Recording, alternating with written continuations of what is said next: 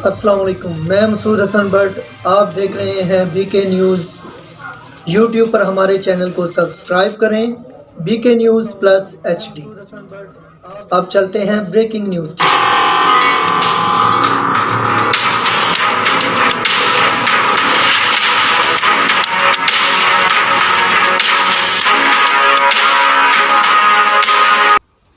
खबर शामिल करते हैं लाहौर से।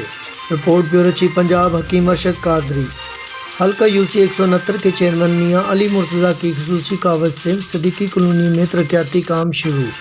पूरे इलाके में गैस पाइपलाइन बिछाने के लिए खुदाई का काम शुरू, जिसे अहले इलाका का खुशी का इजहार और अहले इलाका ने उनका बहुत शुक्रिया अदा किया और चेयरमैन अली मुर्तज़ा ने मज़ीद तरक्याती काम करवाने का वादा भी किया।